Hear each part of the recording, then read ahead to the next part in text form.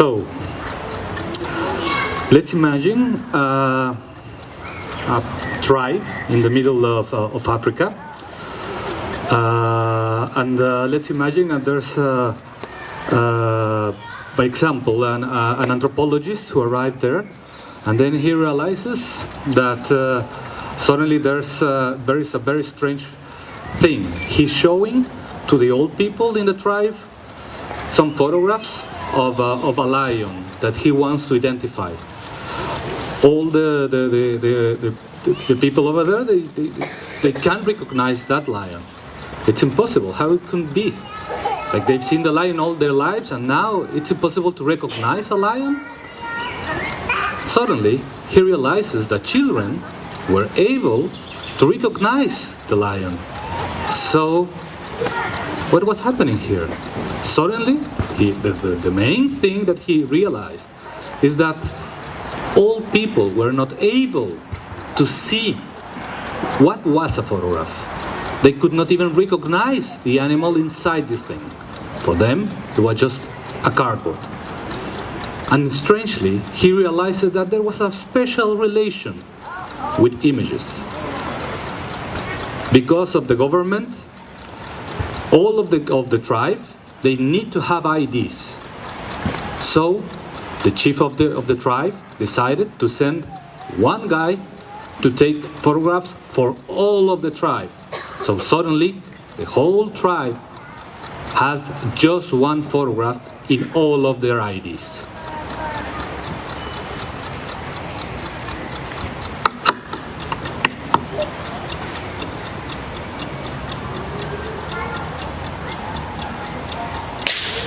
Consider this image. It comes from a medieval bestiary from the 14th century, and it's this very strange plant that has on top of its stalk a little lamb.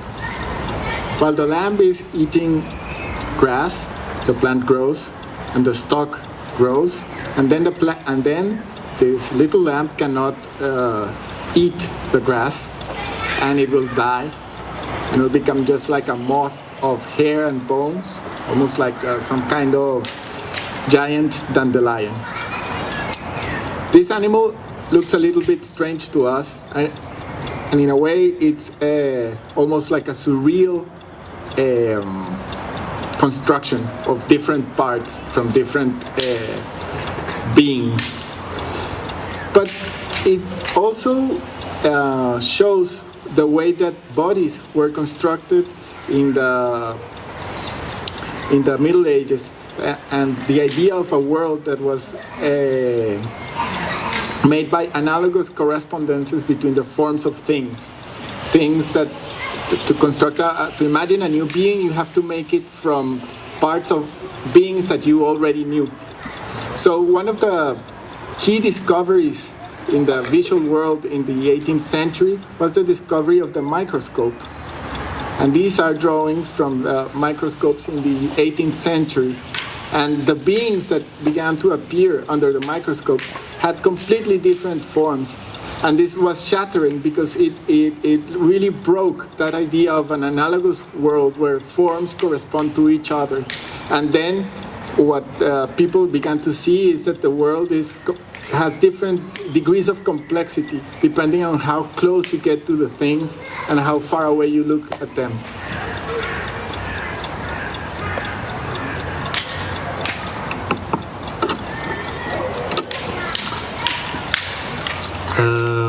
By example, let's think on circumstance. There's in New Spain, in Mexico, you have all these religious figures, the Aztecs, the Zapotecs, and all these tribes had like very strong images. So when the new religion arrives, they have to be displaced. One figure had to be displayed, had to push the other one in order to occupy that space. But a very strange thing started happening. People refused to give this space to the new idol, to the new god. It was so difficult to do this, but it was imposed by the sword.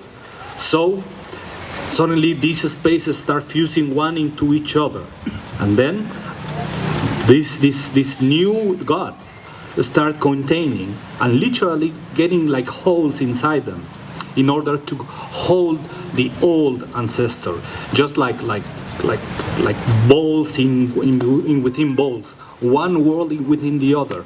So of course, like all the priests were so happy about their achievements, and so to have like this new religion, like and this transformation of the ideological structure of people. But in fact, what was happening is that people in there were more intelligent. They were, in the end, praying for the old ones.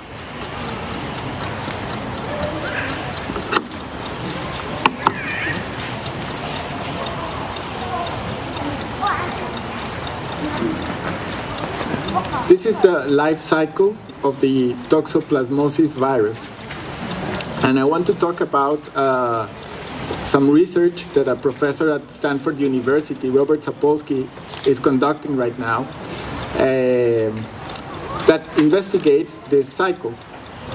And what he has discovered is that the parasite, the toxoplasmosis parasite, when it gets into the rat's brain, begins to control it, but not in a zombie kind of way.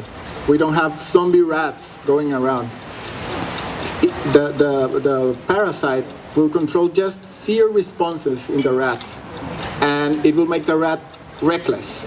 So the rat might be killed by a cat, ingested by the cat, and it is the way, it's the mechanism that the virus, that the parasite has to reproduce itself, because it can only reproduce itself inside the intestinal tract of cats. The thing that makes this interesting and perhaps related to those parasite gods inside the figures is that what he has been discovering is that the parasite also rewires the human brain when it comes inside of the human brain. And he has discovered, for example, that there is a strong correlation between serious traffic accidents, people that get into traffic accidents, for example, driving a motorcycle, and the incidence of toxoplasmosis infection in them. And that makes you think about if that recklessness, for example, was an autonomous decision, something that has to do with the will to do something, or was just a parasite acting on the brain. And if we know so little stuff about parasites, then this idea that we are completely autonomous beings separated from every other living being starts to become a little bit more doubtful.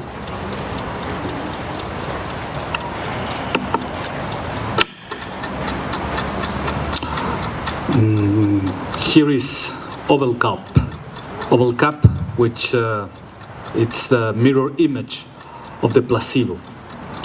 It's this medicine that has been running around a lot of families in the States, and it's as its name give away.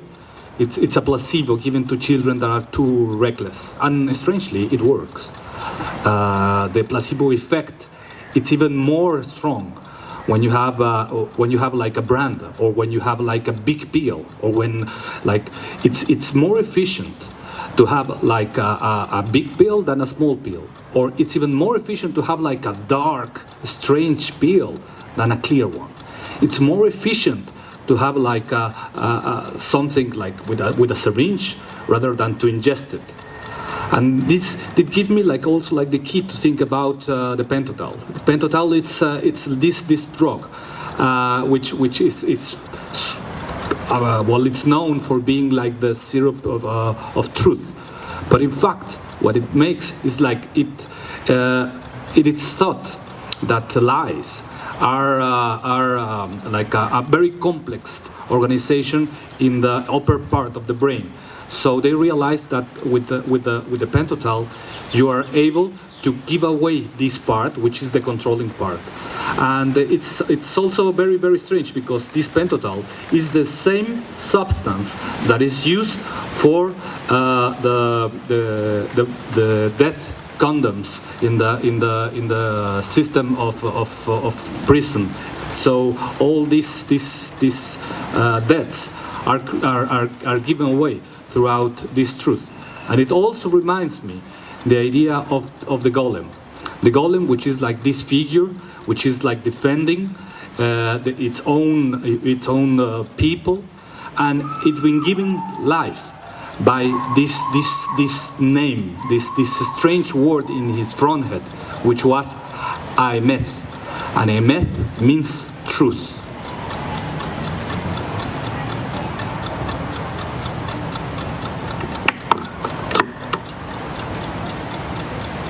Well, one can consider truth a mere effect of things.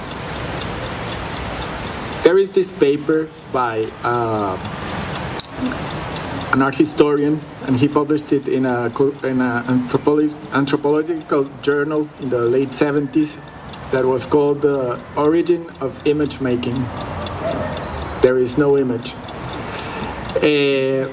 And his thesis was that images began to appear after people just made random marks on things. For example, on pieces of bone, in a cave, in pieces of rock.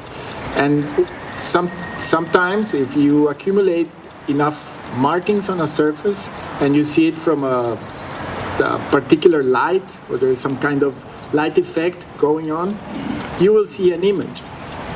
And he considers that moment, which is not like a voluntary or intentional moment of representation, becomes like a revelation, where you learn that you can actually create the illusion of visuality from random marks, and it becomes like an effect of truth, but it's not.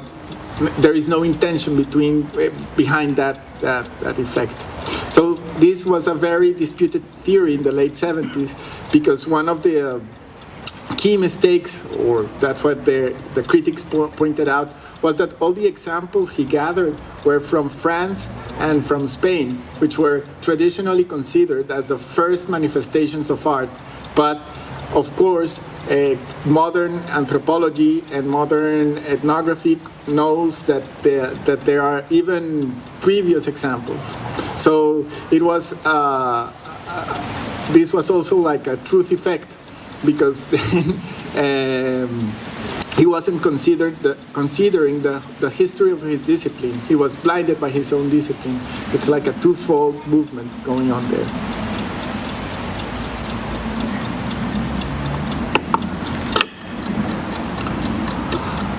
Do you know, have you ever thought about that there is no color in the world? Literally, there's no color. The color is just an effect that is happening in our brains. Things are colorless.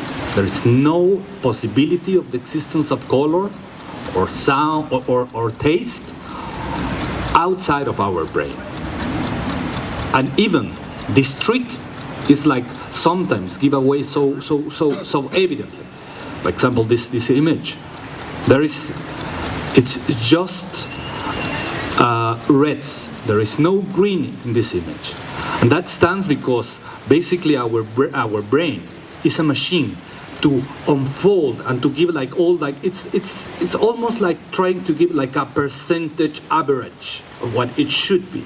But of course, there is no possibility of having like the complete range. But we always forget that. We tend to forget like this circumstance.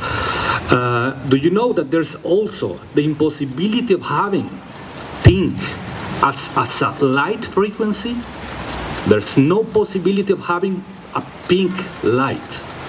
And that's why in the rainbow there's no pink. The thing that happens is that you have a frequency which is in between red and a frequency which is in between the violet. And the brain realizes the difference that exists in between those and realizes that there's a possibility of something that is not that or that. And therefore it creates this space. So it's not only that color as perception, it's in our head, but also our head creating the possibility of having frequencies in terms of particles of light appearing into the world.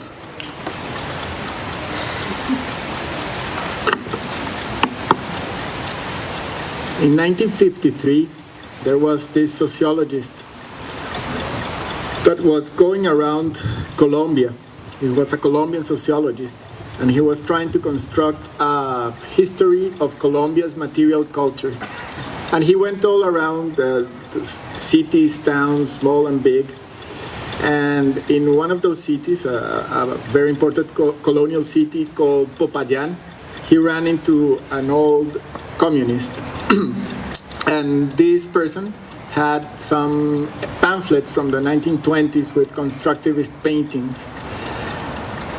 The sociologist didn't know about constructivism. He wasn't interested in art, so he didn't have to know about constructivism, especially in the 1950s. But he was amazed by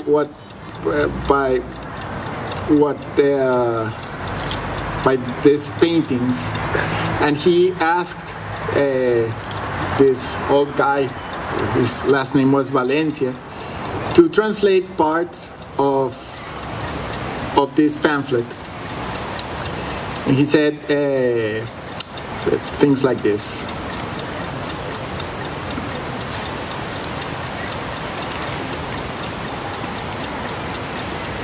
The author states that some painters mixed up materialism with idealism and ended up making paintings that exist between a pure idea and a simple thing, perplexing whomever looks at them, thus distracting some more urgent matters. And he says, I'm sure Valencia spoke those last words with contempt. He also writes, the pamphlet had some illustrations. Valencia's ironic tone aroused my curiosity. I wanted to like those Soviet painters. I must confess, however, that I was speechless when I saw the reproduction of a painting by some Casimir Malevich.